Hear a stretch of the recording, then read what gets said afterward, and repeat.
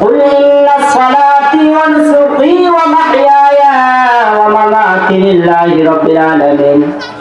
মুসলমান জানে শুনলে কি হবে, মুসলমান জানে বুঝলে কি হবে। মুসলমান শুনিয়া শুনে মুসলমানদের গতি দেখা হয়, নামাজ পড়লে এতটুকু পর্যন্ত সব পাওয়া যাবে। মুসলমান যদি জাকাত দেয়, ওই মুসলমান কিন্তু সবকিছু জানে। রোজা দিলে কি হবে, যাকাত দিলে কি হবে, ওই মুসলমানদেরকে যে সুদ খায় সেটাও জানে যে কি হবে। আবার যদি জানে যে আল কোরআনের বাণীকে কোরআন পড়লে কি হবে সেটাও জানে। কিন্তু মুসলমান ভাইরা, আল্লাহ রাব্বুল আলামিন জানিয়ে দেয়, হে মুসলমান, তোমরা যখন নামাজ আদায় করো, আল্লাহর দরবারে যখন শুকরিয়া করো, মহান রব্বুল আলামিন জানিয়ে দেয়, যখন তুমি আমার দরবারে সিজদা করো, আমি রব্বুল আলামিন বলি ইয়াকা না'বুদু ওয়া ইয়াকা নাস্তাঈন। এই আয়াতের ব্যাখ্যার দিকে তাকাইয়া যদি মুসলমান যদি আমার দিকে মাথা নত করে এবং আমার জমিনের মধ্যে যদি সিজদা দিয়ে মহান মালিকের দরবারে যদি আল্লাহ রাব্বুল আলামিনের কাছে যদি কামনা করে, আল্লাহ রাব্বুল আলামিন জানিয়ে দেয়, ওই বান্দা যখন বলবে সুবহান রাব্বিল আলা, সুবহান রাব্বিল আলা, আল্লাহ বলে এই জমিনের মধ্যে যখন বলবে সুবহান রাব্বিল আলা, আমি রব্বুল আলামিন ওই বান্দার সমস্ত জিন্দেগির গুনাহগুলো মাফ করে দেন। বলে সুবহানাল্লাহ, সুবহানাল্লাহ। এই জমিনের মধ্যে যখন বলবেন সুবহান রাব্বিল আলা, আবার এই জমিনের মধ্যে যখন বলবেন সুবহান রাব্বিল আযীম, আল্লাহ ডাক দিয়ে বলে, হে আমার বান্দা, এই জমিনের মধ্যে যখন বলবি সুবহান রাব্বিল আলা এবং সুবহান রাব্বিল আযীম যখন করবা আর আমার দামকে স্বীকার করবা, আমি রব্বুল আলামিন তো বলি নাই পরীক্ষিত আমল করো। আমি রব্বুল আলামিন বলছি অল্প আমলে নাজাতের জন্য যথেষ্ট হয়ে যাবে, অল্প আমল নিয়ে কবরে আসবা, আমি রব্বুল আলামিন তোমাকে জান্নাত দিয়ে দেব। সুবহানাল্লাহ। এখন বলেন তো দেখি, অল্প আমলে নাজাতের জন্য যদি যথেষ্ট হয়ে থাকে, তাহলে মুসলমান আমরা অনেকে মুসলমান কিন্তু মানি না। কেন মানি না? ইমাম সাহেব তো বলছে যে আমরা মানি না। আপনি যদি ইমাম সাহেব যদি কোনোদিন বলে যে সুদ খাওয়া যাবে না, ওই ইমাম সাহেব যদি হক কথা বলে, আপনারা বলেন তো যদি সভাপতি যদি সুদ খায় আর ওই ইমাম সাহেব যদি বলে যে সুদ খাওয়া যাবে না, পেছন দিক দিয়ে হুঁশিয়ার আসে কি আসে না? গালা হিসেবে দেয় কি দেয় না? আপনাদের এলাকা দেয়? হ্যাঁ, আমাদের এলাকায় কিন্তু দেয়। যদি সুদের কথা ইমাম সাহেব বলছে, ওর গালার যতটুকু হাড্ডির মধ্যে যতবার গলার মধ্যে যতটুকু শক্তি আছে, হুঁশিয়ার দেয়, হুজুর ওই বয়ান করিয়েন না, সর্বনাশ। অথচ আপনার চাকরি থাকবে না। যে হক কথা বলতে পারবে না, যে ইমাম সাহেব হক কথা বলতে পারবে না, ওদের পিছনে নামাজ পড়ো। আল্লাহ রাব্বুল আলামিন বলছে, ওই ব্যক্তিকে যদি হক কথা না বলে আর যদি কোরআনের সত্য কথাগুলো না বলিয়ে নিজেকে লুকিয়ে থুয়ে যদি উনি নামাজ আদায় করে, চাকরির দিকে তাকাইয়ে যদি নামাজ আদায় করে, ওর পেছনে নামাজ পড়া যায় না। আপনি কাকে নিয়ে নামাজ আদায় করেন? একটা ইমাম মানে বাদশা, একটা ইমাম মানে কি? বাদশা। আপনি যাকে নিয়ে বসবাস করতেছেন, ইমাম নামে একটা বাদশা, সেই ইমাম যদি হক কথা না বলতে পারে, ওই চাকরি বলতে, এই চাকরিটা গেলে তার চাকরি পাবো না। আপনারা বলেন তো দেখি, রিজিকের মালিক কে? আল্লাহ।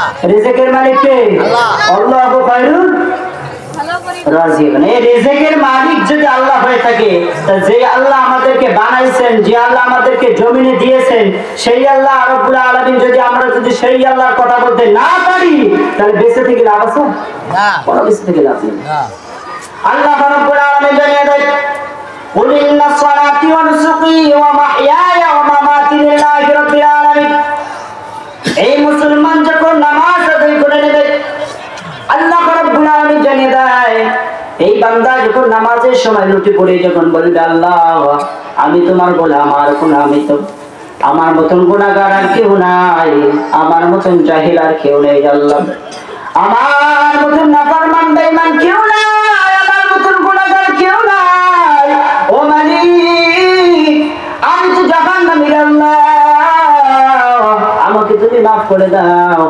আল্লাহ রাব্বুল আলামিন জানিয়ে দেয়, তোমার মাকে যখন তুমি ডাক দাও, তোমার মা শান্তি পায়, তোমার বাবাকে যখন তুমি ডাক দাও, তোমার বাবা শান্তি পেয়ে নেয়। আমি রাব্বুল আলামিন কোন সময় শান্তি হবে সেটা আমি জানি। তোমার মাকে যদি তুমি দিন রাত 24 ঘন্টা ডাকাও, তোমার মা যখন খুশি হয়ে যায়, তোমার বাবা যখন খুশি হয়ে যায়, আমি রাব্বুল আলামিন 5টার সময় 5টা আযান দিয়ে দেই। এই মসজিদে যখন 5 বার আযান দিয়ে নেয়, আমি রাব্বুল আলামিন বান্দাদেরকে ফজরের সময় ডাক দেই, ফজরের নামাজের সময় হাজির হলো না, যোহরের সময় আল্লাহ ডাক দেয়, আমার বান্দা মসজিদের দিকে আগাও, ইনদে মাদুদ। ওই সময় আসরের সময় ডাক দেয়, আসরের সময় হাজির না হলেন আল্লাহ রাব্বুল আলামিন আবার মাগরিবের সময় ডাক দিয়ে দেয়, মাগরিবের সময় যদি হাজির হতে না পারেন আল্লাহ আবার একটা ইশার সময় ডাক দেয়, ওই ইশার সময় যদি আপনি জামাতে নামাজটুকু আদায় করিয়ে মহান মালিকের দরবারে যদি জানিয়ে দাও আল্লাহ আমার মতন তো আর গুনাহগার কেউ নেই, আল্লাহ আল্লাহ আমার মতন জাহিল আর কেউ নাই, আমার মতন পাপিষ্ঠ আর কেউ নেই, আল্লাহ আমার মতন গুনাহ কেউ নেই রে মালিক, আমাকে তুমি মাফ করে দাও। ওই সময় আল্লাহ ডাক দেবে, বান্দা ডাক ডাক, আমি আল্লাহ হাজির। তুমি যখন আমাকে সালাম ফিরাবা ডাইনি আমি হাজির, বামে যখন সালাম ফিরাবা বামে আমি হাজির হয়ে যাব। আল্লাহ রাব্বুল আলামিন জানিয়ে দেয় আমার মতন দয়ালু আর কেউ হতে পারে না। যাদের মা নাই সে বোঝে মা হারা কত বেদনা, যাদের বাবা নাই সে বোঝে বাবা হারা কত বেদনা। ঈদের দিন হাজার হাজার সন্তান ওই মা কি যাবে না আমার নতুন কাপড় কিনে দিবা না, ওই মা যখন বলে তোমার বাবাকে বলো মুসলমান যুবক শোনো, ওই ঈদের দিন যখন মাকে বলা হয় না আমাকে নতুন কাপড় কিনিয়ে দাও, ওই বাবা যখন সন্তানকে বলে বাবা এই মাসের স্যালারিটা পেয়ে তোমাকে ঈদের কাপড় কিনিয়ে দিয়ে দেবো, ঈদের কাপড় যখন কিনে দেয় আর যারা ইতিম তার মতন তো অসহায় আর কেউ নেই, যাদের মা নাই ওর মতন অসহায় আর কেউ নাই, যাদের বাবা নাই ওর মতন অসহায় আর কেউ নাই। যেমন আমার কথাই আমি বলি, আমার যখন বাড়ি থেকে আমরা যখন রওনা দিই আমার মা বলে বাবা এখন তো আমার আর ঘুম হবে না, ঘুম হবে না, যতক্ষণ পর্যন্ত বাড়ি যাই নাই ততক্ষণ পর্যন্ত মা ছটফট করে নেয়। তার কারণ হলো একটা সন্তান যখন বাইরে থাকে ওই মা জানে কতটুকু কষ্ট হয়। যাদের মা নাই রে যুবক ওই মাকে কখনো তুমি হারায় না, যাদের বাবা নাই ওই ব্যক্তি জানে বাবা হারা কত বেদনা। তার কারণ হলো মা বাবার মতন অমূল্য সন্তান আর কেউ হতে পারে না। আর এমন যুবক আমরা আছি বিবাহের পর যখন 3 মাস না হয় 3 মাসের পর মাকে আলাদা করে দেয়, বাবাকে আলাদা করে দেয়। ওই যুবক তুমি জেনে রাখো, জেনে রাখো যে মা বাবাকে তুমি আলাদা করে দিলা, বউয়ের কথা শুনিয়া শাশুড়ির কথা শুনিয়া মা বাবাকে আলাদা করে দিলা, তুমি মনে রাখো, মনে রাখো তুমি একটা জাহান্নাম কামাই করে নিলা, জান্নাত কখনো নিতে পারলা না। আর যে ব্যক্তি মাকে কখনো ভুলবে না ওর মতন আল্লাহ রাব্বুল আলামিন ডাক দিয়ে বলে বান্দা রে,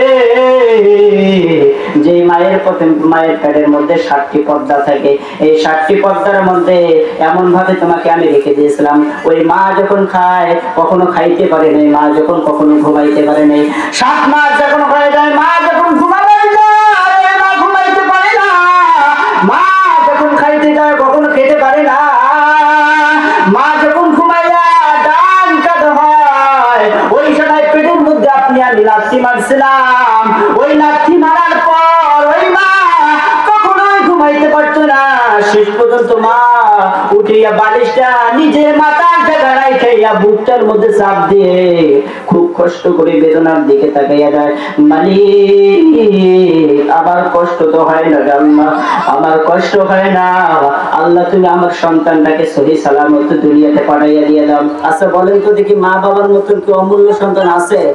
আমার ভাষা কি আপনারা বুঝতে পারছেন? আমরা তো রংপুরের সন্তান, আমি তো ঢাকা গিয়া খোলা না, বোঝা যায় কষ্ট হয়, কষ্ট হবে।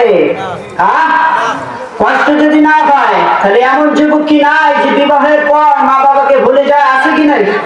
হ্যাঁ, আমাদের ওই ঘর ঘর আছে 3 মাস বিবাহের পর 3 মাস নাই হয়, অথচ 2 মাস না হয় 2 দিন পর দেখা যাচ্ছে যে বউর কথা শুনিয়ে শাশুড়ির কথা শুনিয়ে এই আলাদা খাও তোমার অনেক উন্নতি হবে, ওর মতন কাপুর এই পৃথিবীর জমিতে আর কেউ নেই।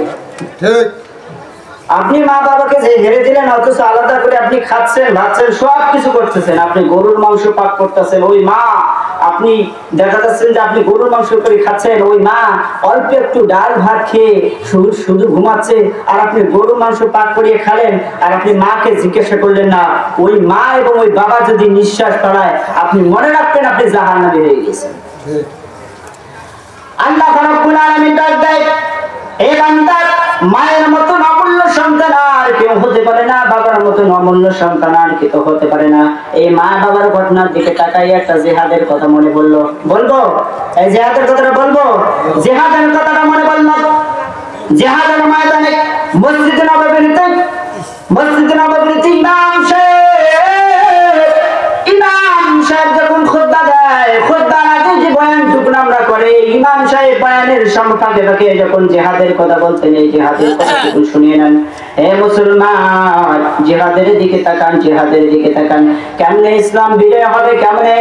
আর মুসলমান যদি না বুঝিয়ে না শুনে, আর মুসলমান যদি না বুঝিয়ে যদি না মানে, ওই মুসলমান কখনো হতে পারবে না। তার কারণ হলো জিহাদের ময়দানে বিশ্বনবী সাল্লাল্লাহু আলাইহি সাল্লাম যখন জিহাদের ময়দানে যখন ঘোষণা দিতেন, এই ঘোষণাটুকু মসজিদে নববীতে যখন দিতেন, এই মসজিদে নববীতে যখন জিহাদের ঘোষণা দিতেন, ঘোষণা দেওয়ার পর একটি নাম ছিলেন, একটি ছোট্ট বাচ্চা ছিলেন, নাম ছিলেন জুবায়ের। এই জুবায়ের যখন জিহাদের ঘোষণাটুকু বিশ্বনবী সাল্লাল্লাহু আলাইহি সাল্লাম নিজের বুক দিয়ে শুনলেন, মাকে যা বলছিলেন মা আমি জিহাদের ময়দানে যাব, বাবাকে যে বলছিলেন বাবা আমি জিহাদের ময়দানে যাব। এই মুসলমান, এক বাপের একটা সন্তান ছিলেন, আর কোনো সন্তান ছিল না। এই জিহাদের কথা যখন বললেন, মাকে যা বললেন মা আমি জিহাদের ময়দানে যাব, বাবাকে যা বললেন বাবা আমি জিহাদের ময়দানে যাব। এক জুম্মা চলে যায়, পরের জুম্মা যখন আবার জিহাদের কথা বললো, এই কমান্ডারের কাছে একটা লিস্টের তালিকা ছিল এবং তাবুদারের কাছে একটা লিস্টের তালিকা ছিল, কয়জন জিহাদের ময়দানে যাবে, কয়জন জিহাদের ময়দানে যাবে না, একটা নামের মধ্যে তালিকা ছিল। এই তালিকার মধ্যে কিন্তু জুবায়েতের নাম ছিল না। মাকে যা বললেন মা আমি জিহাদের ময়দানে যাব, বাবাকে যা বললেন বাবা আমি জিহাদের ময়দানে যাব, ওই মা বাবা বললেন না বাবা কখনো যাওয়া যাবে না, জিহাদের ময়দানে যাওয়া যাবে না, তুমি তো আমার একটা বাবার একটা সন্তান, আর কখনো জিহাদের ময়দানে যাওয়া যাবে না। তিন জুম্মা যখন হয়ে যায়, ওই সন্তানকে কখনো আটক করা যায় না। মাকে যে বলেন না আমি জিহাদের ময়দানে যাব, 3 শুক্রবার যখন হয়ে যায়, ওই সন্তানকে আটক করা যায় না। মা শিকল দিয়ে বেঁধে, বাবা শিকল দিয়ে বেঁধে রাখল। বেঁধে রাখার পর কমান্ডারের কাছে একটা লিস্টের তালিকা ছিল, কয়জন জিহাদের ময়দানে যাবে আর কয়জন জিহাদের ময়দানে যাবে না।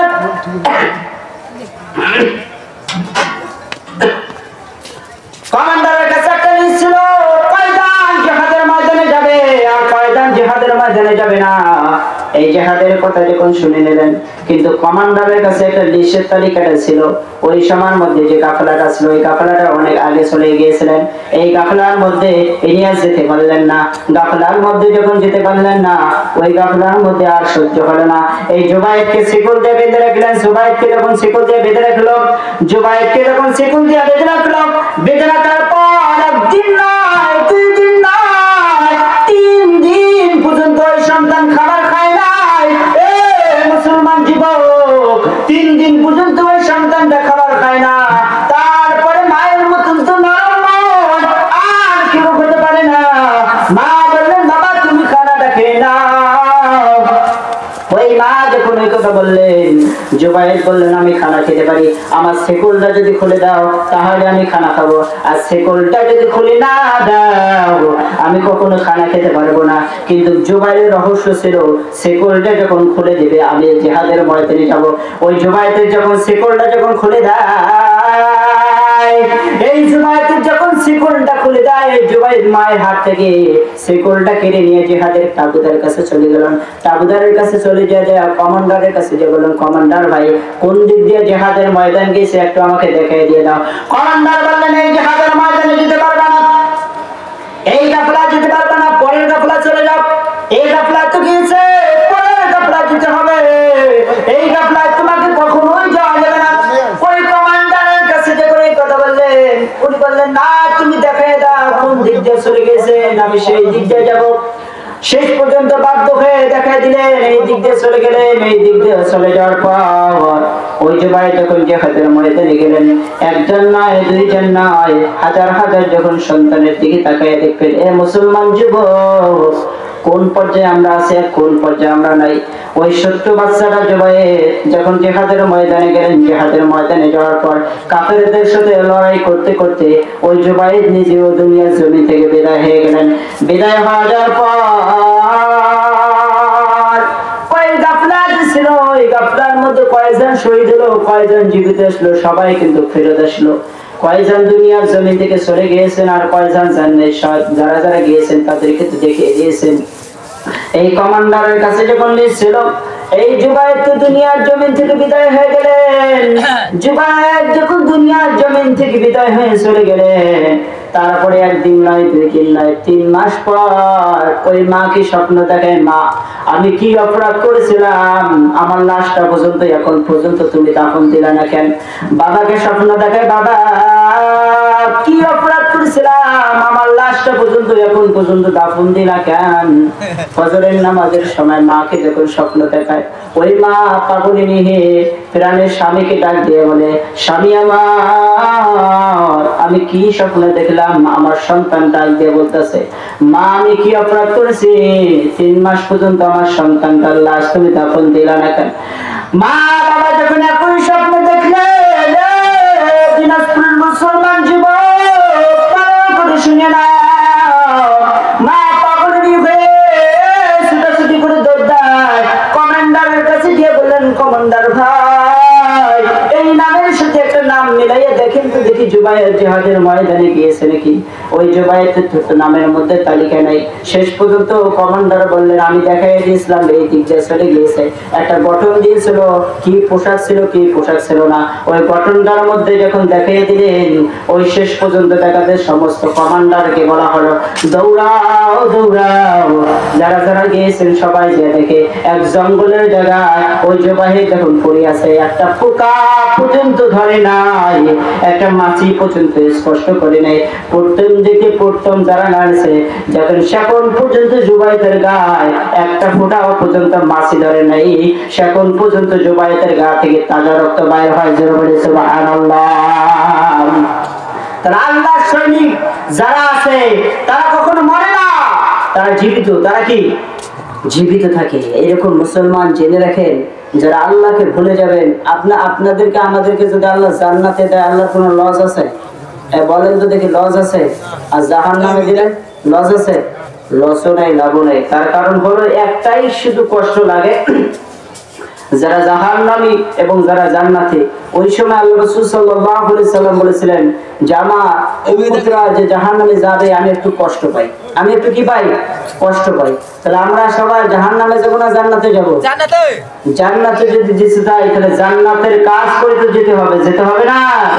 জান্নাতের কাজ করে যেতে হলে 1 নাম্বার শর্ত রাখতে হবে, আল কোরআনের বাণী যারা আছে, আল হাদিসের কোরআন, আল বাণীর কোরআন, যে কোরআনের বিরুদ্ধে কথা বলবে, আল কোরআনের বিরুদ্ধে কথা বলবে, মুসলমানরা যদি লুটেরা জানায়, ওই মুসলমান যদি কোরআনের বিরুদ্ধে যদি কথা বলে, আর মুসলমান যদি চুপ করে বসে থাকে, ওই মুসলমানদের দ্বারা কখনো আল কোরআন বিজয় হতে পারে না। কথা বলেন ঠিক না বেঠি?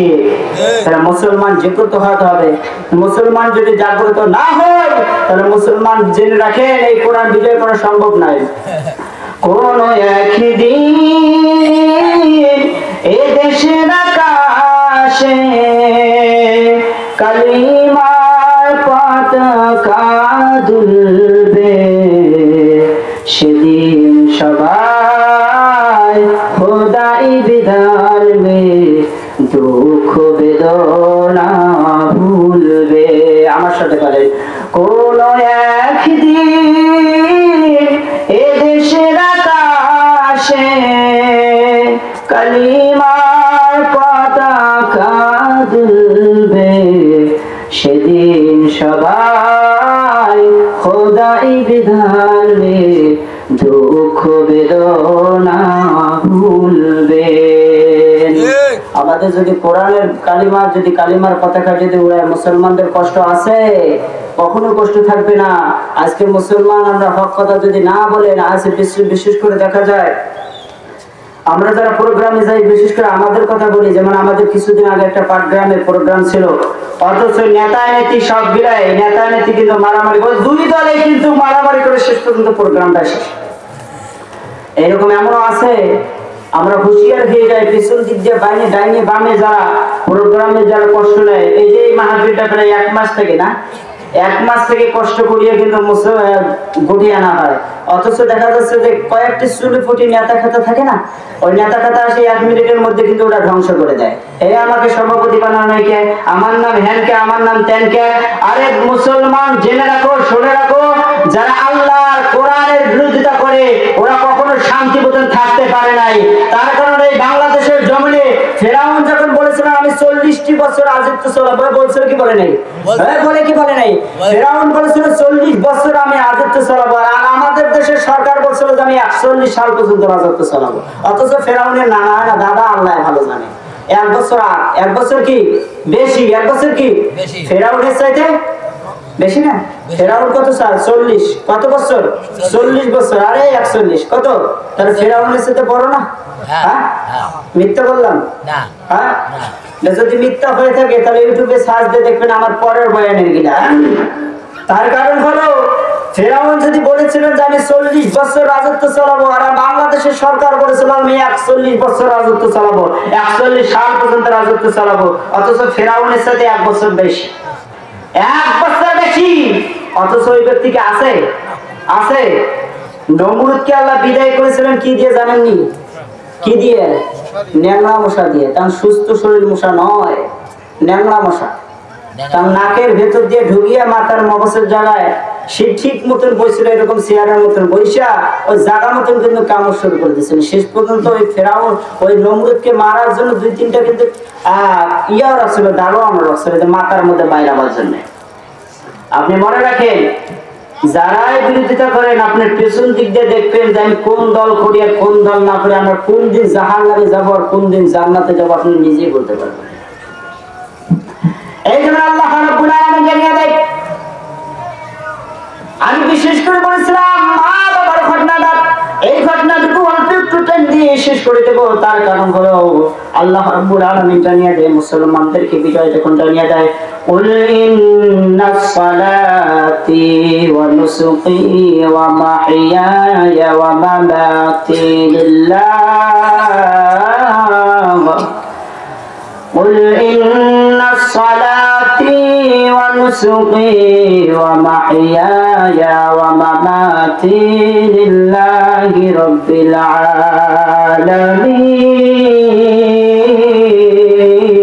العالمين. زبد الله أكبر. الله رب العالمين জানলে বান্দারে কোন পর্যায়ে আছে তুমি জানো, আর কোন পর্যায়ে নাই আমি ছাড়া কেউ জানে না। আমার মতন আর কেউ জানে না, তোমার মাও জানে না, তোমার বাবাও জানে না, কেউ জানে না। আমি যাকে চলাই আল্লাহ, আমি আল্লাহ যাকে ক্ষমতা দেই, আমি আল্লাহ তাকে ক্ষমতার মধ্যে বসাইয়া দেই, আমি আল্লাহ যাকে ক্ষমতা চেয়ার থেকে নড়াইয়া দেই, সে কেউ জানতে পারে না, কেউ জানতে পারে না। তার কারণ হলো আপনি আমি, আমাকে কিন্তু কেউ চিনত না। আমি মাওলানা রুকনুদ্দিনকে কেউ চিনত না, আমাকে আর কেউ চিনত না। আল কোরআনের কথা সম্মানের দিকে তাকাইয়া আল্লাহ রাব্বুল আলামিন অনেক অনেক জায়গার মধ্যে বসাইয়া দেয়। তার কারণ হলো মা বাবার দোয়া। 1 নাম্বার হলো মা বাবার দোয়া। যাদের মা দোয়া নিতে পারবেন, যাদের বাবার দোয়া নিতে পারবেন, মনে রাখবেন আপনার কপাল কিন্তু ভালো। আর যারা মা বাবার দোয়া নিতে পারবে না, ওর মতন কপাল কিন্তু খারাপ আর এই পৃথিবীর জমিনে কেউ হতে পারবে না।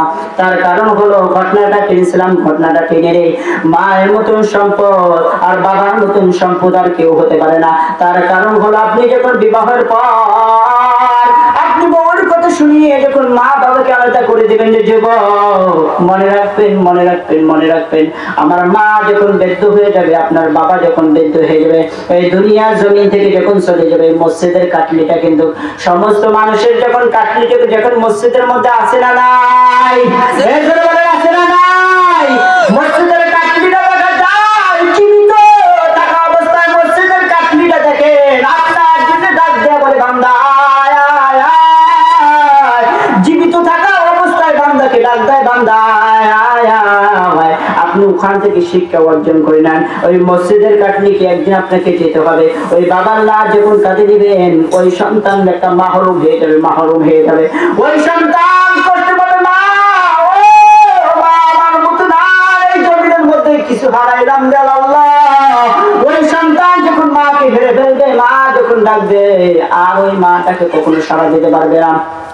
আপনি যে ঢাকা শহরে থাকেন কি বাইরে থাকেন, দেখেন একটা টেস্ট করে দেখবেন, আপনার মা, আপনার নিজের স্ত্রীও ঘুমাইছে, আপনার মাও ঘুমাইছে, আপনি বাজার থেকে এসে মা ডাক্তার দেন, ওই স্ত্রীকে ডাকাইছেন 3 বার, 1 বার, 2 বার, 3 বার ডাকাইছেন, আবার নিজের স্ত্রী কিন্তু গেট খোলে না, আর নিজের মাকে যদি ডাক দেন বলে আম্মু গেটটা খুলিয়ে দাও, একটা ডাক দিতে রাজি, পরের বার ডাক আর দেওয়া লাগবে না। তার কারণ এক ডাকে মা সতর্ক হয়ে যায়, আমার সন্তান এসেছে, আমার সন্তানটা ছাড়া তার কেউ ডাক দেবে না। তার কারণ হলো মুসলমান যুবক, দিনাজপুরের যুবকরা, মুরব্বী বাবারা, ভালো করে শুনে নাও, একটা সন্তান তুমি কোরআন আল্লাহ বানাও, একটা সন্তান তুমি হাদিসওয়ালা বানাও, একটা সন্তান তুমি কোরআনের হাফেজ বানিয়ে নাও।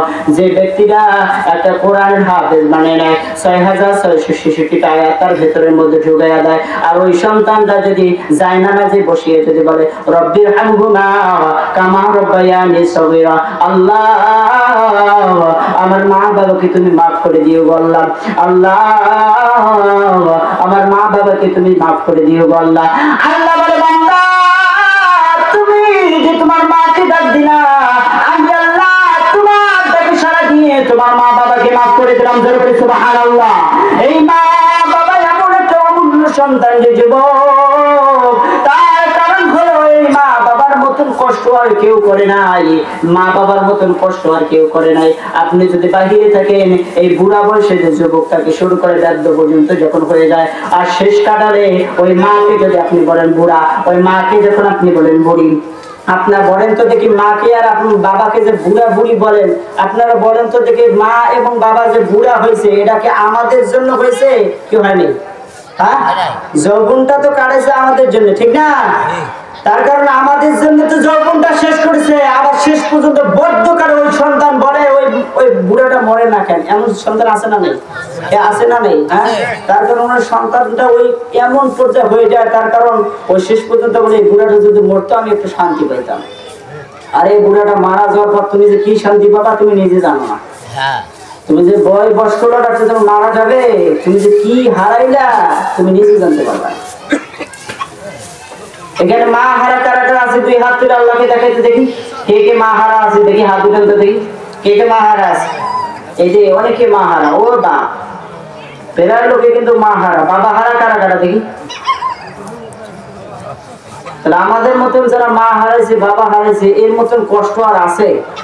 হ্যাঁ, সন্তান যখন বাড়ির মধ্যে যদি মা ডাক্তার দেয়, যখন আমার কোথায় আমি বলি, আমরা যখন ঢাকা থেকে বয়ান করে যখন রওনা দেই, ওই সময় মাকে বলি মা আমরা এখন রংপুরের দিকে রওনা দেবো। মা শেষ পর্যন্ত বাবা খুব সুন্দর করে বাড়ির মধ্যে ফিরে দাও। শেষ পর্যন্ত রাত 2টা যখন বাজায়, তারপরও মা টেলিফোনের জায়গায় ফোন লাগাইয়া বলে বাবা এখন তুমি কোন জায়গায় আছো? মাকে বলা হয় মা তুমি কি এখনো ঘুমাও নাই? বলে না বাবা ঘুমাই না, তুমি যতক্ষণ পর্যন্ত বাড়ির আগ্নেয় আসবা না, যতক্ষণ পর্যন্ত আমার গেটে না আসবা, ততক্ষণ পর্যন্ত আমাদের ঘুম হবে না। তার কারণ হলো মা বাবার মতন অমূল্য সন্তান আর কেউ হতে পারে না। আল্লাহ রাব্বুল আলামিন ডাকতে বলে মুসলমান যে ব্যক্তিরা কোরআনের হাফেজ একটা বানাইতে পারবে এবং 6666টা আয়াত শিখাইতে পারবে, কিয়ামতের দিন ওই কোরআনের হাফেজটা 6666 তালার উপর আল্লাহ রাব্বুল আলামিন তাকে জান্নাত দিবেন। জোরে বলি সুবহানাল্লাহ। এই 6666 তালার উপর যখন কোরআনের হাফেজটা যখন জান্নাতের মধ্যে উঠবে, ওই সময়ের মধ্যে মাকে কিন্তু জান্নাত দিবে না, ওই সন্তানটা মাকে জান্নাত না নিবার পর্যন্ত শেষ পর্যন্ত বলবে আল্লাহ আমি তো জান্নাতে যেতে চাই না গো আল্লাহ। সেখানে আল্লাহ বলবেন বান্দা তুমি তো জান্নাতে, তুমি এখন জান্নাতে যাবা না কেন? কি কারণে জান্নাতে যাবা না আমাকে একটু বলে দাও। ওই ফেরেশতার মাধ্যমে যখন বলবে ওই সন্দেহ ও এখন কান্না করেন কেন? উনি বলবেন আমি কান্না করি এই জন্য আমি যার বাড়ি থেকে লেখাপড়া করেছি, যাদের বাড়ি থেকে লেখাপড়া করেছি, যাদের বাড়িতে খেয়েছিলাম, সেই ব্যক্তিরা আমার পায়ের তলে আল্লাহ যদি জান্নাতে না যায় আর আমি কখনো জান্নাতে যেতে পারবো না। আল্লাহ কোন বাড়ির মধ্যে খেয়া কোন যুবকটা কোন সন্তানটা ওই বাড়ির কোরআনের মধ্যে খাইয়া কোরআন হাফেজ হয়েছে, ওকে তুমি জান্নাতের মধ্যে ঢুকাইয়া দিয়ে দাও। একটা নয়, দুইটা নয়, এইরকম করিয়া 70 জন 71 জনকে জান্নাতে নিয়ে যাবে। সুবহানাল্লাহ। আর একটি আলেম ডাক দিয়ে বলবে, আল্লাহ আমার পরিবার পরিজনদেরকে জাহান্নামে আছে আল্লাহ, আমি তাদেরকে রেখে কখনো জান্নাতে যেতে চাই না। তার কারণ হলো এই যে কোরআনের হাফেজ যারা আছে, ছোট ছোট তলব আলেমরা আছে, এদের দিকে শিক্ষা নেন। রাত যখন 3টা বাজে তখন কোরআনটা হাতে নিয়ে ঠান্ডা পানিতে দিয়ে উযু করিয়ে, রাত যখন 3টা বাজে ওই সময় হুজুর ডাক দিয়ে বলে, সন্তান সমস্ত ছাত্রগুলোকে ডাক দেয়, আর সমস্ত ছাত্রগুলা উঠাইয়া যখন উজু বানাইয়া তাহাজ্জুদের নামাজ যখন পড়ে নেয়, আর তাহাজ্জুদের নামাজের পর ফজরের আগে আবার কোরআনের যখন তেলাওয়াত করে, আর আমরা ল্যাব গায়ে দিয়ে সুন্দর করে কম্বল ল্যাব গায়ে দিয়ে আমরা মাথায় মুড়ি দিয়ে ঘুমাই, আর ছোট্ট ছোট্ট কোরআনের পাগলরা ওরা সারা রাত পর্যন্ত বহুরাত পর্যন্ত কোরআনের গুণগান গায়। তার কারণ হলো আল্লাহ বলেছে যারা কোরআনের গুণগান গায় ওই ব্যক্তিরা আমার সাথে কথা বলে, আর কোন বেঈমান বেদিনদের সাথে কথা বলে না। কথা বলেন ঠিক না বেঠিক? আর কোরআনের কথা এবং আল হাদিসের কথা যে ব্যক্তিরা বলছে হুদাল্লিন নাস, এই কোরআনটা সকলের পক্ষে, ইহুদি নাসারা খ্রিস্টান বৌদ্ধ যারা আছে সব পক্ষে কোরআনে আছে না নাই? এই করতে দেখা যাবে না মুসলমান যখন বিয়া করে লা ইলাহা ইল্লাল্লাহ মুহাম্মাদুর রাসূলুল্লাহ, আর হিন্দুরা কিন্তু ওই একই কালিমা পড়ে লা ইলাহা ইল্লাল্লাহ মুহাম্মাদুর রাসূলুল্লাহ, ওরা কিন্তু শুধু লাংটা ধরে দেয় আর কিন্তু সঠিক মতন কালিমাটা পড়ে না। তার কারণ হলো মুসলমানরাও জানে আর হিন্দুরাও জানে ওই কালিমা পড়লে আমরা মুসলমান হব, আর মুসলমান সময় দেখবেন ওই সময় যখন হিন্দুরা যখন এই কালিমাটা পড়ে ঘন্টা জুড়ে বাজিয়ে দেয়, আর কোনো জানি মুসলমান শুনতে পারে না। কথা বলেন ঠিক না বেঠিক? দেখবেন মুসলমান বিয়ে করবার সময় লা ইলাহা ইল্লাল্লাহ মুহাম্মাদুর রাসূলুল্লাহ এই কালিমাটুকু পড়বে, একটু গরম পানি দেখেন, এই কালিমাটুকু পড়ে, আর হিন্দুরা কিন্তু কালিমা পড়ে লা ইলাহা ইল্লাল্লাহ মুহাম্মাদুর। এটা কি জানেন আপনারা? এই কালিমাটা কিন্তু পড়ে। এই কারণে মুসলমান জেনে রাখো, আপনি কালিমা পড়ছেন মুসলমান হয়েছেন, কখনো মুসলমান হতে পারে নাই। তার কারণ হলো কালিমা পড়লে যে মুসলমান হয় না, না না, কালিমা পড়লে কখনো মুসলমান হওয়া যায় না। কালিমার হাকিকত পর্যন্ত যতক্ষণ পর্যন্ত আপনি জানবেন না, ওই ব্যক্তিটা কখনো মুসলমান হিসেবে দাবি করতে পারবেন না। আপনি যদি করেন আমি কুরবানি করি, রোজা দেই, হজ করি, যাকাত করি, আল্লাহ আমি মুসলমান হতে পারলাম না, কেমনে মুসলমান হতে পারলাম না?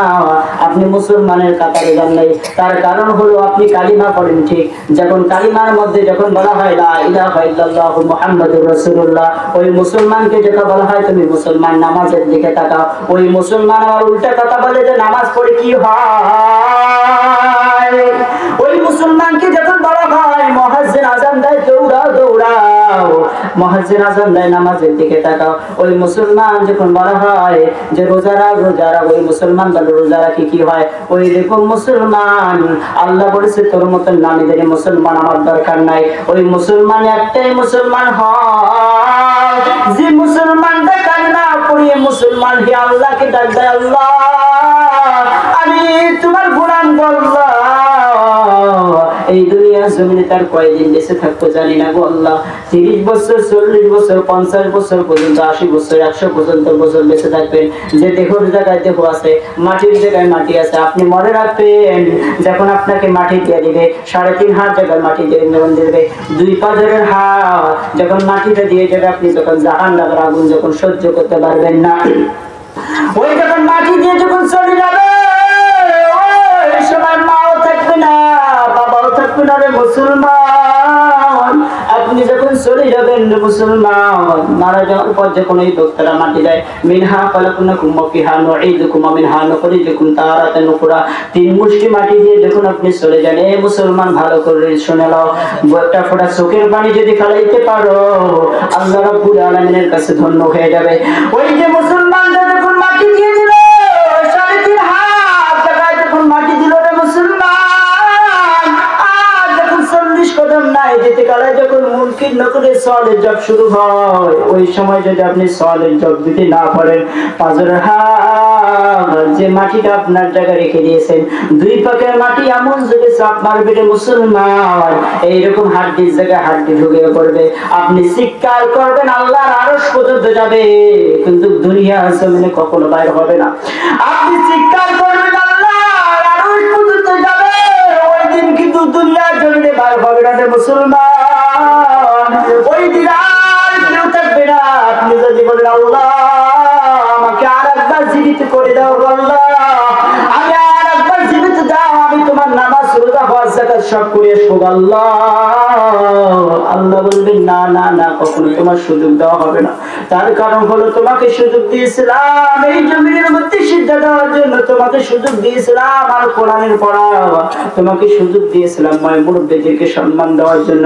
এই মুসলমান মুনকির নকির যখন সওয়ালের জব যখন শরীর মতো না পায়, একটি সাপ এসে যখন আপনাকে বর্ষণ করে দেবে, আপনি 70 গজ নিচে পড়ে যাবেন, 70 গজ নিচে পড়ে যাবেন। আমাকে তুমি বাঁচাও, ওই দিন আপনাকে কেউ বাঁচাইতে পারবে না রে মুসলমান জীবক, কেউ বাঁচাইতে পারবে না। আবার যখন ওই ভেতর থাকতে আবার একটা সাপ যখন গোসল করবে, আপনি 70 গজ উপরে উঠে পড়বেন, আপনি ওই দিন আপনি চিৎকার করবেন। এই দুনিয়া জমিনে চিৎকার যখন আমরা বলতেছি, আর এক যুবক শুনতেছে, ওই কবরের চিৎকার ফোটা আল্লাহর আরশ পর্যন্ত যাবে, কিন্তু দুনিয়ার জমিনেতে শোনা যাবে না। এই দুনিয়ার জমিনেতে একমাত্র শুনতে পাবে পশু পাখিরা, পশু পাখিরা কবরের আওয়াজ শুনতে পায়। এই পশু পাখিরা যখন কবরের আওয়াজ শুনে, ওই সময় যখন আপনারা মারা যাবেন, ওই সময় একটা গরু নিয়ে যখন আপনি কবরের জায়গায় রেখে বাঁধবেন, ওই কবরের জায়গায় কিন্তু গরুটা কখনো যাবে না, কখনোই যাবে না। দেখবেন কবরের আযাব মনো ভয়ঙ্কর একটি আযাব, ওই জায়গায় বাতি না, ওই জায়গায় কোনো আলো নেই, ওই জায়গায় কিছুই থাকবে না, ওই জায়গায় শুধু 3টে কাপড় থাকবে রে মুসলমান, জেনে রাখো।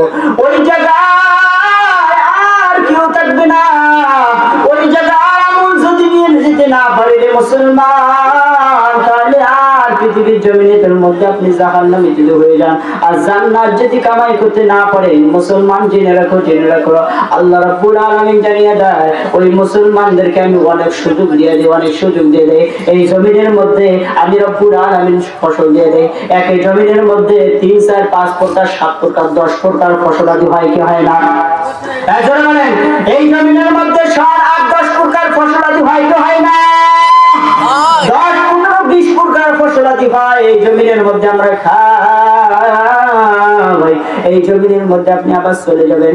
এই জমিনের মধ্যে যখন মাটির তৈরি, এই জমিনের মধ্যে যখন আপনি ঘুমাবেন, ওই সময়ের মধ্যে যখন বলবেন মিনহা খালাকনাকুম ওয়া ফিহা নুঈদুকুম ওয়া মিনহা নুখরিজুকুম তারাতান উখরা, এই যখন মাটিটা হলো, আর কবরের আযাব যখন সূর্য যখন কবরের আযাব যখন শুরু হয়ে যায়, আর যখন আগুন জাহান্নামের আগুনটা যখন আপনাদেরকে স্পষ্ট করে দেবে, ওই সময় সমস্ত সাহাবীরা বলবেন, সমস্ত ফেরেশতারা বলবেন আল্লাহ জাহান্নামের আগুনকে তুমি বাঁচাও, আল্লাহ তুমি জাহান্নামের আগুনকে বাঁচাও।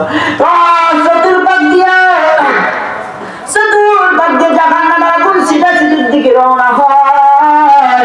ওই সময় সমস্ত দিকে তাকায়, আর আল্লাহ রাব্বুল আলামিন ডাক দেবেন, বান্দারে আমি কোন সময় ওই জাহান্নামের আগুন নিভাই দেই জানো? যে ব্যক্তিরা তাহাজ্জুদের নামাজের সময় এক ফোঁটা চোখের পানি ফেলাইয়া আল্লাহর কাছে মাফ চাবে, আল্লাহ রাব্বুল আলামিনের কাছে চাবে, আল্লাহ রাব্বুল আলামিন জানিয়ে দেয় চোখের পানির এত দাম, এত দাম। ওই ব্যক্তিরা যখন চোখের পানি ফেলিয়ে যখন আল্লাহকে ডাক দেয়, আল্লাহ রাব্বুল আলামিন তার সমস্ত গুনাহগুলো মাফ করে দেয়। জোরে বলি সুবহানাল্লাহ। আল্লাহ আল্লাহ क्या मुबारक नाम है, আল্লাহ আল্লাহ আশিকু কা কাম হয়। আমরা এই জমিনের মধ্যে ঘুমাই কার? জোরে বলেন এই জমিনের মধ্যে থাকি কার? এই জমিনের মধ্যে আমরা আসছি কার? এই জমিনের মধ্যে আমরা যে খাই, এই জমিনের মধ্যে ঘুমাই, এই জমিনটা কার? জোরে বলেন এই জমিনটা কার? আসমান কার? সূর্য কার? সমস্ত কিছু যদি আল্লাহ রাব্বুল আলামিন হয়ে থাকে, আপনার দেহটা কার? আপনার দেহটা কার? বড়াই করেন কার জন্য? আপনি ক্ষমতা করেন কার জন্য? ওই আল্লাহর জন্য কিছু না তাকাইয়া ওই আল্লাহর দিকে তাকাইয়া যান। আল্লাহ রাব্বুল আলামিনের যদি একবার তাকান, আল্লাহ রাব্বুল আলামিন তোমার গুনাহ মাফ করে দেয়। জোরে সুবহানাল্লাহ। একটু জিকির করে লা ইলাহা, জোরে জিকির করে লা ইলাহা লা ইলাহা লা ইলাহা ইল্লাল্লাহ লা ইলাহা ইল্লাল্লাহ লা ইলাহা ইল্লাল্লাহ লা ইলাহা ইল্লাল্লাহ লা ইলাহা ইল্লাল্লাহ মুহাম্মাদুর রাসূলুল্লাহ সাল্লাল্লাহু আলাইহি ওয়াসাল্লাম। কষ্ট হয় আপনাদেরকে? কষ্ট যদি আপনাদের না হয়, আমাদের কিন্তু কষ্ট হয়। তার কারণ মাইক সার্ভিস ধারাবাহিক যে আমরা কথা বলি, মাইক সার্ভিস কিন্তু যদি সঠিক মতো না হয় তাহলে কথা বলতে কিন্তু কষ্ট হয়। কথা বলেন ঠিক না ঠিক? কথা বলতে কিন্তু কষ্ট হয়।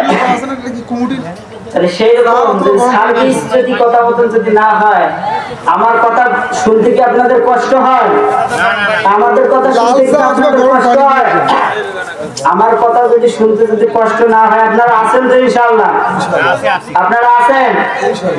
আপনারা যদি থাকেন আমরাও কষ্ট করে যেতে রংপুর থেকে, লালমনির হাট থেকে আমরা এসেছি, কিছু কথা শুনিয়ে ইনশাআল্লাহ কিছু আমল করে জানি যেতে পারি। আল্লাহ জানি এই তৌফিক আমাদেরকে দেয়। আলহামদুলিল্লাহ, আলহামদুলিল্লাহ। আল্লাহ আমাদেরকে সকলকে কবুল করে নেন এবং সকলকে কোরআনের দিকে তাকাইয়া আল কোরআনের ভাষা এবং পবিত্র কোরআনের ভাষা যেন আমাদেরকে এবং আপনাকে আমাকে মানার এবং সুযোগ্য অভিজ্ঞ করার তৌফিক দান করুন। সকল বলে আলহামদুলিল্লাহ।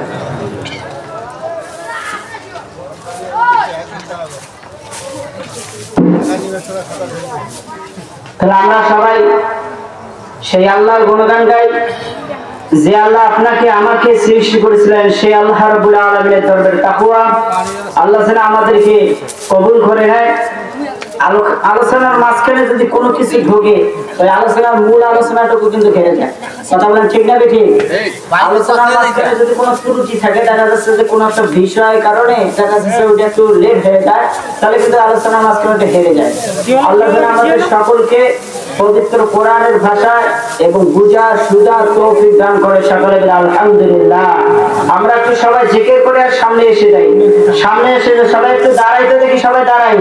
আপনাদের কাছে একটা আপন আবেদন করি, আমরা সবাই একটু দাঁড়াই, জিকির করি লা ইলাহা, দাঁড়াই লা ইলাহা ইল্লাল্লাহ, দাঁড়িয়ে যাই লা ইলাহা। আপনারা এমন ভাবে একটা ঠেলা মারে পেছনের মানুষ গেলাদের সামনে চলে লা ইলাহা ইল্লাল্লাহ লা ইলাহা লা ইলাহা ইল্লাল্লাহ লা ইলাহা ইল্লাল্লাহ। আমি দাঁড়ে জিকির করার জন্য আপনার ফিতনা কিছু সৃষ্টি করেন। আপনার দাঁড়ে কিছু আশপাশ কিন্তু জিকির করে যে আপনাদেরকে আমরা ফিতনা বাজাবে, এটা কিন্তু নয়। তার কারণ আপনাদেরকে একটু শরীরকে ব্যায়াম করার জন্য কিন্তু এই ফিতনাটা কিন্তু সৃষ্টি আমরা করতেছি না। তার কারণ এই পৃথিবীর জমিতে আমরা যতদিন বেঁচে আছি আল কোরআনের পক্ষে থাকবো কি থাকবো না? এই আল কোরআনের পক্ষে যারা থাকবেন, আল হাদিসের পক্ষে যারা থাকবেন, বেদিন বেঈমানদের কাছে যারা থাকবেন না, আল হাদিসের দিকে তাকাইয়া আল কোরআনের দিকে তাকাইয়া কে কোন দল করে জানি না, কে আওয়ামী লীগ করে, কে বিএনপি করে, কে জামায়াত করে, কে জাসদ করে, কে ভাজত করে, কে সরমনাই করে, কে আটরশি করে, যাটা আপনার টান নাই আল কোরআনের দিকে তাকাই। এখন সামনে আগায় একটা আল কোরআনের বিষয়ে কথা বলেন ঠিক না দেখে মুসলমানদেরকে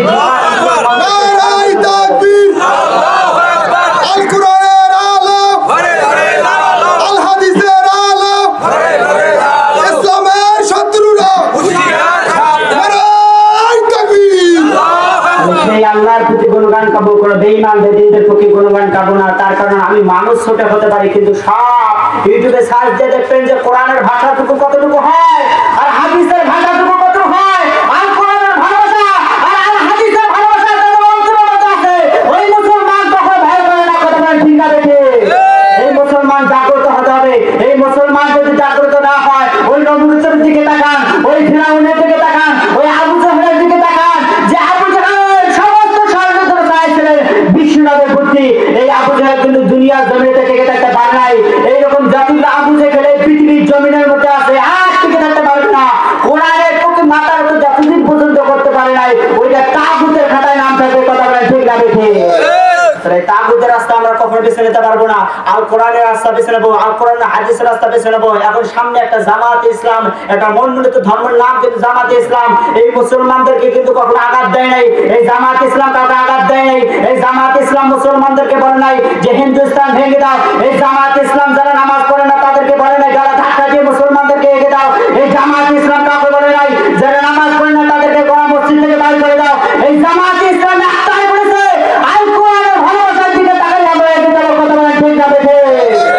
তার মুসলমান জাগ্রত হতে হবে। আর মুসলমান যদি জাগ্রত না হয়, আমরা ফিতনা ফাসাদ কখনো দিকে তাকাবো না।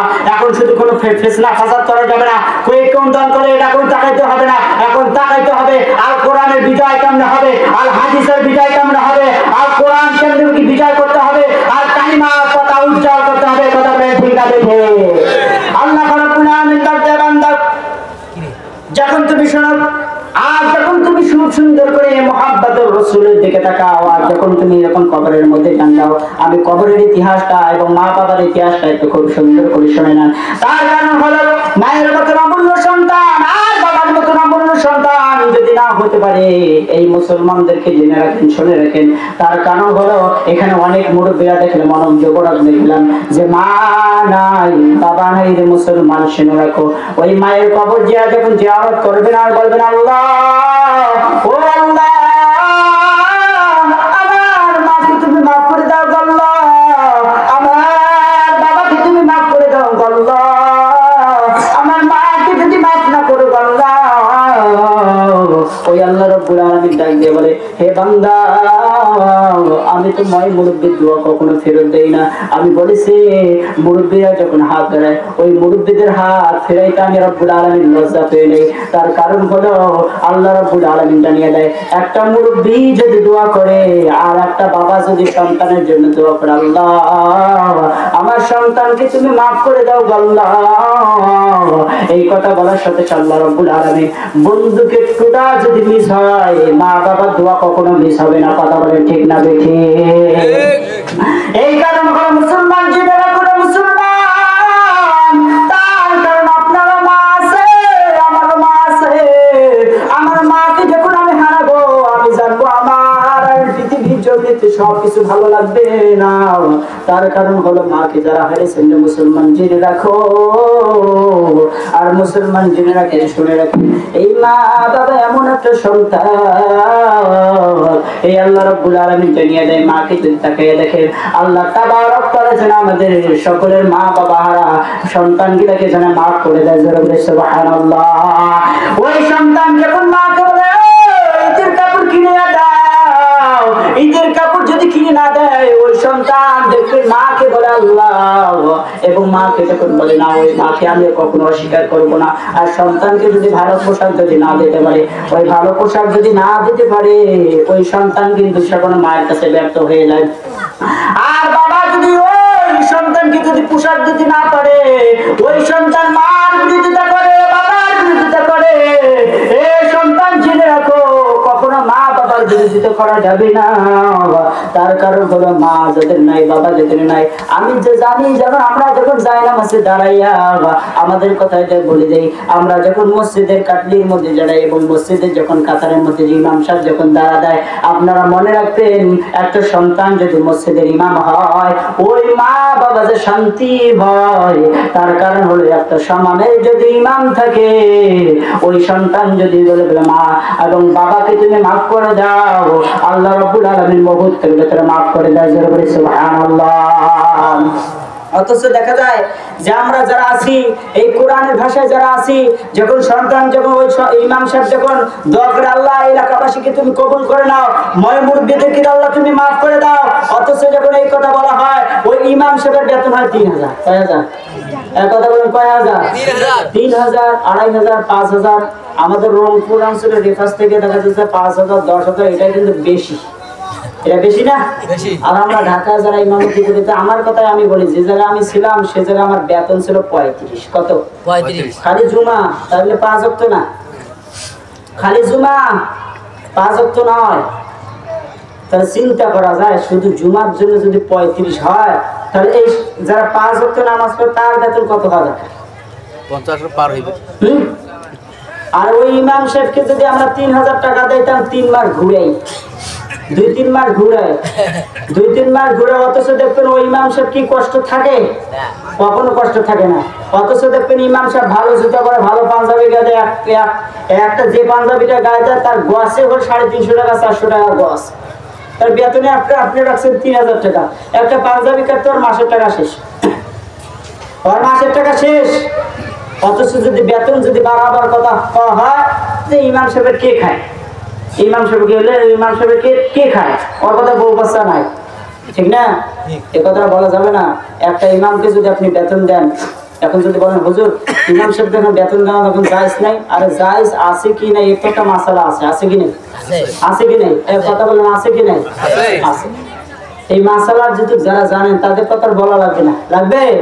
কখনো বলা লাগবে না। এই কারণে হলো, একটা ইমাম যদি দৈনিক একটা যদি কামলা যদি নেন, দৈনিক যদি 500 করে দেন, তার বেতন মাসে কত হয়? 15,000 টাকা হয়। আর একটা ইমামকে আপনি বেতন দেন 3000, দিন ক টাকা পড়ে? 100। দিন ক টাকা?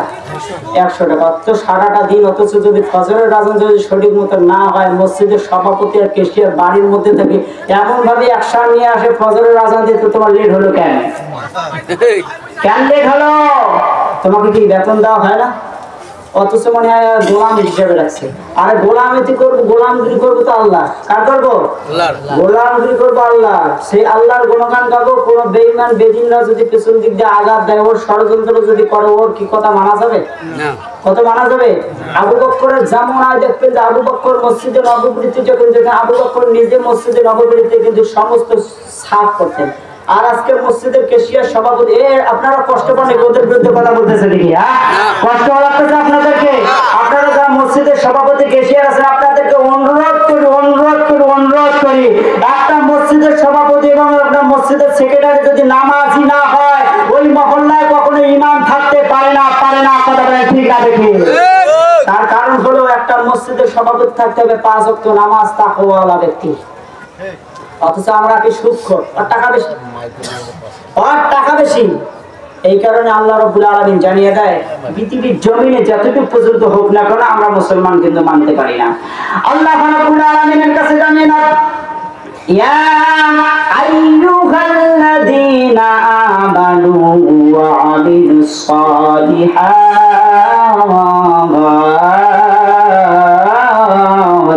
আল্লাহু আকবার। আল্লাহ রাব্বুল আলামিন জানিয়ে দেয়, যে মসজিদের ইমাম হয় ওই একটা মহল্লার একটা নেতা হয়, যে মসজিদের মধ্যে ইমাম থাকে ওই একটা মহল্লার নেতা হয়। আর যখন মুয়াজ্জিন যখন থাকে, ওই মুয়াজ্জিন কিয়ামতের দিন কিন্তু 6666 ফুট এবং 6666 ফুট নয়, ওই কিয়ামতের দিন কিন্তু মুয়াজ্জিনটা 72 ফুট উপরে থাকবে। আর মুয়াজ্জিন তখন বলবে, আসসালাতু খায়রুল মিনাল নাওম। আর মুয়াজ্জিন তখন উঠিয়া আর সমস্ত বান্দাদেরকে ডাক দেয়, আর বলে নামাজের দিকে আয়। ওই বান্দা কিন্তু নামাজের দিকে তাকায় না। তার কারণ হলো, যারা নামাজের দিকে না তাকায়, মনে রাখবেন আপনি যদি ঘুমাইয়া যান, আপনারা মনে করেন না কেন, আপনারা মনে করবেন নামাজের পর চিরনিদ্রা গিয়ে বালিশের মধ্যে ঘুমান। এই বালিশের মধ্যে ঘুমাইয়া যখন আপনি ঘুমান, চোখটা বন্ধ রাখবেন। এই চোখটা বন্ধের সময় দেখবেন, চিন্তা করবেন চতুর্দিক দিয়ে অন্ধকার, ওই সময় যদি মালাকাল মউত এসে জানটা কবজ করে নেয়, আপনি আর ছেলেকে দেখতে পারলেন না, আপনার মেয়েকে দেখতে পারলেন না। কিয়ামতের দিন যদি বলেন এটা আমার সন্তান, কিয়ামতের দিন যদি আমার কথা আমি বলি, কিয়ামতের দিন যদি আমি আমার বাবাকে বলি, আব্বা আপনি তো আমার বাবা হন, কিয়ামতের দিন বলবে আমার কোনো সন্তান ছিল না। আবার মাকে যদি বলে, মা আপনি তো আমার মা, ওই মা বলবে আমার কোনো সন্তান ছিল না। তার কারণ হলো, ওই দিন কোনদিন পরিচয় হবে যাদের আমল ঠিক, তাদের পরিচয় ঠিক। কথা বলেন ঠিক না বেঠিক? যাদের আমল ঠিক নাই তাদের কোনো পরিচয় ঠিক হবে না। একটি বান্দা ছিল, তার 99টা গুনাহ ছিল। কয়টি গুনাহ? 99টা গুনাহ ছিল, একটা শুধু নাকি। এ মুসলমান, এই হাদিস দিন আমরা সবাই জানি, তারপরে একটু বলে দে। ওই বান্দার ছিল 99টা, কিন্তু নেকি ছিল না। 99টা গুনাহ ছিল, একটা শুধু নেকি ছিল। আর এক বান্দার ছিল 99টা নেকি, একটা শুধু গুনাহ। ওই বান্দারা যখন বললেন পাগলের মতন দৌড়াদৌড়ি করেন, আমার একটা যদি নেকি হইতো তাহলে আমি জান্নাতে যেতে পারতাম। ওই 99টা গুনাহ, একটা শুধু নাকি। ওই সন্তানটা এমন এক জঙ্গলের জায়গায় যে কান্না করে, কান্না করার পর ওই সন্তানরা যখন কান্না করে, ওই যুবকটা যার 99টা নাকি, একটা শুধু গুনাহ, ওই সাথে সেমন একটা সাক্ষাৎ হয়ে গেল। ওকে বললো, ভাই আপনি কান্না করেন কেন? বলে, কান্না করে ওই জন্য, আমার 99টা কিন্তু নেকি নয়, 99টা গুনাহ, একটা শুধু নেকি। ওই ব্যক্তিটা বললেন, আমারও একে মামলা, আমার 99টা নেকি, একটা শুধু গুনাহ। আমি যদি একটা যদি নেকি পাইতাম তাহলে আমি জান্নাতে যাইতাম, আমি জান্নাতে যাইতাম।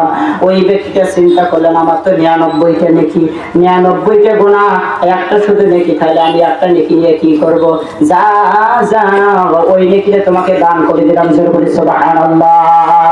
ওই নেকিটা যখন ওকে দিয়ে দিলেন, দেওয়ার পর ওই পাগলের মতন ছুটাইয়া আল্লাহর কাছে দৌড় দিয়ে বলে, আল্লাহ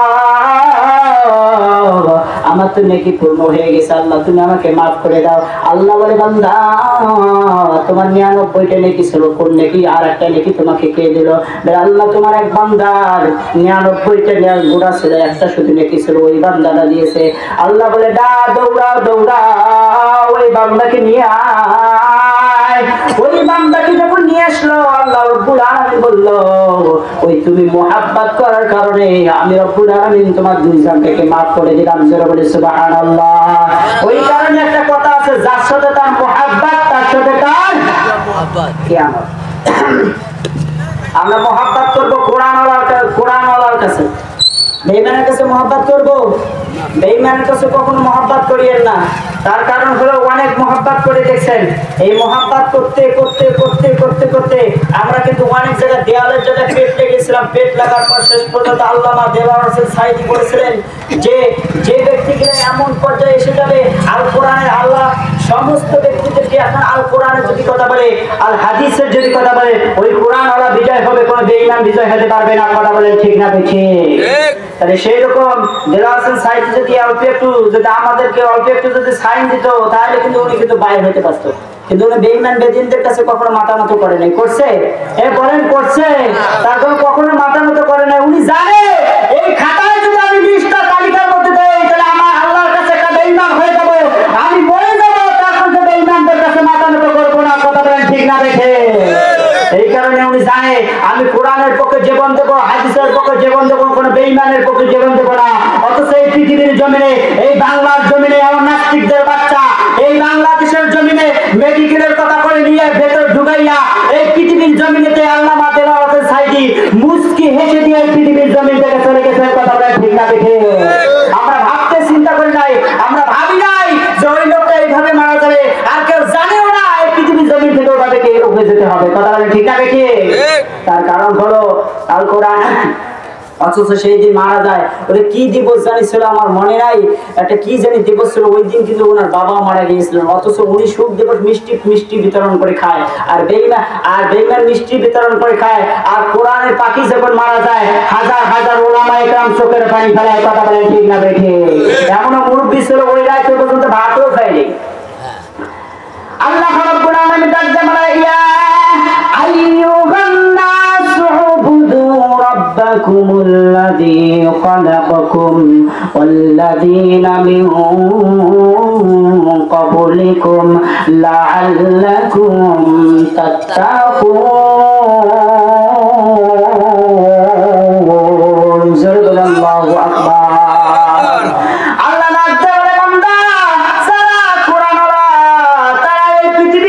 থেকে যাবে কেউ জানতে পারবে না।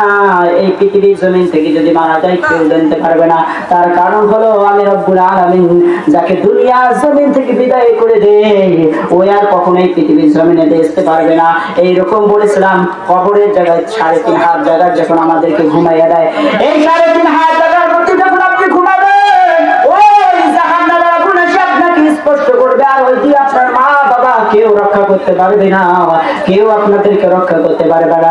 ওই দিন যদি আপনি মাকে এবং বাবাকে বলেন আল্লাহ আমার তো মা বাবা ছিল, আল্লাহ আমাকে মাফ করে দিয়ে দাও, ওই দিন আপনি মাফ পাবেন না, কোনো মাফ পাবেন না। তার কারণ হলো আর একটা সমাধান, ওই ব্যক্তিটা যদি আমল করতে পারে আল্লাহ রাব্বুল আলামিন তাদের আমলের দ্বারা মাফ করে দেবেন। জোরে বলি সুবহানাল্লাহ। আমি ফজরের নামাজে 4টি আমল দেখে দিই, আপনারা সবাই আমল টুকুন করবেন তো ইনশাআল্লাহ। 4টি আমল দেখে দিই, ফজরের নামাজের সময় আমল টুকুন করবেন। আপনারা জবান দেন ফজরের নামাজের পর বিসমিল্লাহির রহমানির রহিম 19 বার পাঠ করবেন। কয়বার? জোরে বলেন কয়বার? 19 বার পাঠ করবেন। বিসমিল্লাহির রহমানির রহিম 19 বার পাঠ করবেন। এই 19 বার পাঠ করবেন, এই 19 বার পাঠ করবেন এবং বিসমিল্লাহির রহমানির রহিম আয়াতও কিন্তু 19টা আছে। অক্ষর কয়টা? 19টা। কালকে যে গুনবেন যে হুজুর আবার মিথ্যা কথা বললো নাকি, এটা তো মানুষ এটা তো কিন্তু যে কালকে বলবেন তার কারণ আমি যে 19টার কথা বললাম ওই কিন্তু বিশ্বাস না করতেও পারে, তার কারণ এই হুজুর কথা মিথ্যা কথা বলছে। আপনি ফজরের নামাজের পর অথচ এখনই গুনবেন 19টা করেছে। কয়টা অক্ষর? আর যারা বলেন কয়টা অক্ষর? 19টা করেছে। ফজরের নামাজের পর যদি কোনো ব্যক্তি 19 বার পাঠ করে আল্লাহ রাব্বুল আলামিন জানিয়ে দেয় ওই ব্যক্তির 19 ঘন্টার সওয়াব এবং 19 ঘন্টার আমল আল্লাহ রাব্বুল আলামিন কবুল করে না। জোরে বলি সুবহানাল্লাহ। রাত দিন কয় ঘন্টা? 24 ঘন্টা। বলেন না, রাত দিন কয় ঘন্টা? 24 ঘন্টা। রাত দিন যদি 24 ঘন্টা হয় আমি 19 ঘন্টা বাদ দিলাম, আর কয় ঘন্টা থাকে? আর মাত্র 5 ঘন্টা। আর কয় ঘন্টা থাকে? এই 5 ঘন্টা হলো ফজর, যোহর, আসর, মাগরিব, এসা। আপনি নিকাব পাইছেন তো? এই 19 ঘন্টার সওয়াব এবং রাত দিন 24 ঘন্টার সওয়াব আপনি আল্লাহ রাব্বুল আলামিনের কাছে পেতেই থাকবেন। জোরে বলি সুবহানাল্লাহ। এই আমল টুকুন করবেন তো ইনশাআল্লাহ? সবাই করবেন তো ইনশাআল্লাহ? দেখি কারা কারা করবেন না হাত উঠান তো দেখি।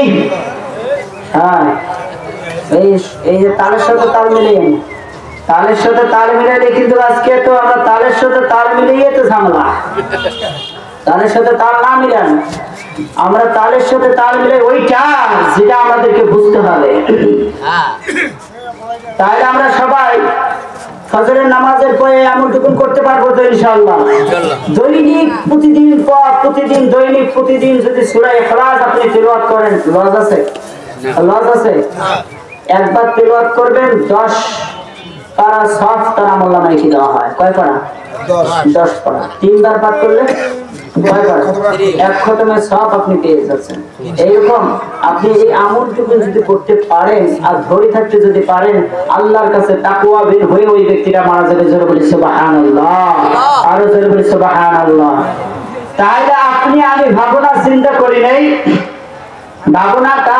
ভাবনা চিন্তা করে নেই, সমস্ত দিক দিয়ে তাকাইয়া মুহাব্বত করে আল্লাহর আদর্শন করি, আল্লাহর ভালোবাসার দিকে তাকাইয়া আমরা আল্লাহকে গুণগান গাবো। আর কোন বেঈমান গুণগান গাবো না। আমরা সবাই আল্লাহর গুণগান গাবো তো ইনশাআল্লাহ?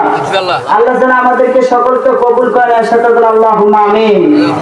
আল্লাহ তাবারক ওয়া তাআলার কাছে একটি আমরা আবেদন করি, আল্লাহ যেন আমাদেরকে সকলকে জানে মাফ করে দেয় এবং গুনাহ থেকে যেন আল্লাহ রাব্বুল আলামিনের কাছে এমন পর্যায়ে মাফ নিতে পারে আল্লাহ যেন আমাদেরকে সকলকে জান্নাতুল ফিরদাউস পর্যন্ত নেওয়ার তৌফিক দান করে। সকলকে আল্লাহুম্মা আমিন। আল্লাহ রাব্বুল আলামিন বলেন ইয়া আইয়ুহান নাস উবুদু রাব্বাকুমুল্লাযী খালাকাকুম। এই আয়াতটা কাকে পড়েন জোরে বলেন। ইয়া আইয়ুহান নাস উবুদু রাব্বাকুমুল্লাযী খালাকাকুম ওয়াল্লাযীনা মিন ক্বাবলিকুম লাআল্লাকুম তাত্তাকুন। জোরে বলি আল্লাহু আকবার। বান্দা রে এই আয়াতের দিকে তাকায়া দেখ। ইয়া আইয়ুহান নাস উবুদু রাব্বাকুমুল্লাযী খালাকাকুম ওয়াল্লাযীনা মিন ক্বাবলিকুম লাআল্লাকুম তাত্তাকুন। আমি আল্লাহ এক, আর আমি কোনো শরীকি নাই। আমি আল্লাহ, আমি তাকে মাফ করে দেই, আর কেউ মাফ করতে ওয়ালা পাবে না। পয়গম্বর মুসা আলাইহিস সালাতু সালাম আল্লাহকে বলেছেন, আল্লাহ তুমি কি খাও না? বলে না আমি খাই না। বলে কোন তুমি কি ঘুমাও? বলে না আমি কখনো ঘুমাই না। পয়গম্বর মুসা আলাইহিস সালাতু সালাম অন্য নবীদের চাইতে যিনি নবী ছিলেন, পয়গম্বর মুসা আলাইহিস সালাতু সালাম অন্য নবীদের চাইতে একটা যিনি নবী ছিলেন। আপনারা বলেন তো দেখি, পয়গম্বর মুসা আলাইহিস সালাতু সালাম যিনি নবী ছিলেন কি ছিলেন না? ছিল। এখন বলেন ছিলেন কি ছিলেন না? পয়গম্বর মুসা আলাইহিস সালাতু সালাম ওই আল্লাহকে ডাক দিয়ে বলতেন, আল্লাহ তুমি কি ঘুমাও না? বলে না আমি কখনো ঘুমাই না। তুমি কি খাও না? বলে না আমি কখনো খাই না। বলে তুমি শুধু কি করো? তুমি কি করো? বলে আমি এইটাই করি, আমার বান্দা কখন আমার জন্য দোয়া করে এবং আমাকে যদি মাফ চায়, ওই বান্দা কখনো গুনাহ আমি মাফ করতে পারবো। পয়গম্বর মুসা আলাইহিস সালাতু সালাম বলেন, আল্লাহ একটা রাত কি আমাকে দেওয়া যায় না? পয়গম্বর মুসা আলাইহিস সালাতু সালাম যখন এই কথা বললেন আল্লাহকে, আল্লাহ বললেন মুসা রে না না না, তোমাকে রাত দেওয়া যাবে না, দেওয়া যাবে না। ওই পয়গম্বর মুসা আলাইহিস সালাতু সালামের সাথে ওই পয়গম্বর মুসা আলাইহিস সালাতু সালাম আল্লাহর সাথে একটা তুই-মই ব্যবহার করলেন। আল্লাহকে বললেন, আল্লাহ তুমি কত বড় বেঈমান আমি ভালো করে জানি, তুমি কত বড় নাফরমান আমি কত তোমাকে আমি ভালো করে চিনি। পয়গম্বর মুসা আলাইহিস সালাতু সালাম যখন এই কথা বললেন, পয়গম্বর মুসা আলাইহিস সালাতু সালামের যেমন হয় এবং পয়গম্বর মুসা আলাইহিস সালাতু সালাম যখন এই কথা বললেন, আল্লাহ রাব্বুল আলামিনের কাছে তাকওয়া অর্জন করার জন্য আল্লাহ তাবারক ওয়া তাআলার কাছে সেই পয়গম্বর মুসা আলাইহিস সালাতু সালাম বলেন, একটা নয় দুইটা নয়, পয়গম্বর মুসা আলাইহিস সালাতু সালামের যেমন হয় আমি মুসলমানদেরকে বিজয় দেই, ওই মুসলমানদেরকে তাকওয়া অর্জন করার মতো তৌফিক দান করো। সকলে বলে আলহামদুলিল্লাহ। আপনাদের প্রধান মেহমান এসে বসে, অথচ আমার বড় ভাই জাহাঙ্গীর আলম আজাদী, অথচ উনি কিন্তু বিশেষ করে এই মাহফিলের দায়িত্বটা উনি আমাকে দিয়েছিলেন। অথচ সেই দিনকার ডেট, এই দিনকার ডেটটা কষ্ট করে বাইর করার পরও কিন্তু নেওয়া হয়। আল্লাহ আমাদেরকে সকলকে, দুই ভাইকে যেভাবে কোরআনের ভাষা গেলে এবং কোরআনের কথা গেলে যেন মানুষের কাছে পৌঁছে দেওয়ার মতন তৌফিক দান করুক। সকলে বলে আলহামদুলিল্লাহ। আল্লাহ আমাদেরকে ছোট্ট মানুষটাকে দোয়া করবেন, ছোট্ট মানুষটাকে দোয়া করবেন যেন কোরআনের কথাগুলো যেন সব জায়গায় পৌঁছাইতে পারেন। আপনারা দোয়া করতে পারবেন তো ইনশাআল্লাহ? সবাই দোয়া করতে পারবেন তো? আপনারা সবাই আমার জন্য দোয়া করবেন তো ইনশাআল্লাহ? আমি মানুষ ছোট, আপনাদের কাছে ভুল বাড়িতে যদি কোনো কথা কয়ে থাকি আপনারা সবাই আমার দৃষ্টির দিকে তাকাই আমাকে মাফ করে দিয়েন। আর বিশেষ করে সমস্ত দিক দিয়ে ইতিহাস টানার দিকে তাকান এবং এই সব অল্প একটু কথা বলি। পয়গম্বর মুসা আলাইহিস সালাতু সালাম যখন আল্লাহকে বলছেন, আল্লাহ তুমি কি ঘুমাও না, খাও না? বলে না আমি কিছুই করি না, আমি কি কিছুই করি না। সংক্ষেপে একদম অতি সহজে বলতেছি। সেখানে আল্লাহকে বলছেন, আল্লাহ তুমি আমাকে একটা রাত দাও তো দেখি, আমি একটু রাতটা চালাই। আচ্ছা বলেন তো দেখে রাত কি চালাইতে পারবে পয়গম্বর মুসা আলাইহিস সালাতু সালাম? পারবে না। শেষ পর্যন্ত জিবরাইল আলাইহিস সালাতু সালামের মাধ্যমে বলেন, ঠিক আছে তুমি পরীক্ষা দাও, পরীক্ষা দিয়ে যদি তুমি রাতটা যদি চালাইতে পারো তোমাকে দেওয়া যাবে। বলে কি প্রশ্ন করো তুমি বলো, আমি সেটাই রাজি। ওনাকে বলা হলো জান্নাতের তরুণ দুটো গ্লাস এরকম দেওয়া হয়েছিল, দেওয়ার পর সারা রাত এরকম করে ধরে আসলো, এরকম করে কোন রকম করে এরকম করে ধরেছিল। ধরে থাকার পর তাহাজ্জুদের নামাজের সময় পয়গম্বর মুসা আলাইহিস সালাতু সালামের গ্লাসটা পড়ে ফেটে যায় এবং মাটির মধ্যে পড়ে ফেটে যায়। শেষ পর্যন্ত ওই পয়গম্বর মুসাকে এরকম করে ধাক্কা দিয়ে বলে, এই এটা কোন সময়? বলে এটা তাহাজ্জুদের নামাজের সময়। তুমি যে এখন ঘুমাইতেছো, দেখো আমার নগণ্য গুনাহগার বান্দাগুলো আমার জন্য দোয়া করতেছে, আমার গুনাহ মাফ করছে, আর তুমি এই সময় ঘুমাবা, আমার গুনাহগার উম্মতগুলো, গুনাহগার বান্দাগুলো যে মাফ পাবে না, তুমি সেটা জানো না? ওই সময় পয়গম্বর মুসা বলছেন, আল্লাহ তুমি যে বেঈমানটা আমি আগে থেকে জানি, তুমি যে বেঈমানটা আমি আগে থেকে জানি। বলে কেমনে বেঈমান হলাম? যে তুমি আমাকে গ্লাস দিয়েছিলে, আমি কি কোনো প্রশ্ন করেছিলাম? বলে না। তুমি কি বান্দার চোখে ঘুম দাও? বলে হ্যাঁ। তুমি বান্দার চোখে ঘুম কেড়ে নাও? বলে হ্যাঁ। তাহলে আমার চোখে আসতে তোমার ঘুমটা না দিলে তোমার কি হইতো? তাহলে কোন দিক দিয়ে পেঁয়াজটা খাড়াইছে দেখছেন? ওই বললো যে আল্লাহ তুমি যদি আমার চোখে আজ ঘুমটা না দিতে তাহলে তো গ্লাসটা ফাটতো না, তাহলে তুমি আমার চোখে ঘুমটা কেন দিলা? তাহলে কোন ব্রেনটা কোন জায়গায় খাড়াইছে? তারা আল্লাহ যেন আমাদেরকে সকলকে কোরআন ওয়ালার দিকে তাকায় যেন আমাদেরকে মাফ করে দেয়। এই কারণে সমস্ত যারা ইমাম সাহেব আছেন এই হাদিসটা পড়বেন, বয়ান দৃশ্যকোষ। কি করবেন? বয়ান দৃশ্যকোষ সবাই পড়ে নেবেন, বাড়ির মধ্যে সবাই এই হাদিসটা পড়বেন। এই হাদিসটার মধ্যে সব মাসালা যারা তাফসীর কারক আছেন তারা এই বয়ান দৃশ্যকোষটা পড়বেন। এই বয়ান দৃশ্যকোষে যা কিছু আছে সব কিছু আপনি মাসলা পেয়ে যাবেন ইনশাআল্লাহ। আল্লাহ আমাদেরকে সকলকে কবুল করুন। আল্লাহুম্মা আমিন। আখির দাওয়ানা আলহামদুলিল্লাহি রাব্বিল আলামিন। আসসালামু আলাইকুম ওয়া রাহমাতুল্লাহি ওয়া বারাকাতুহু।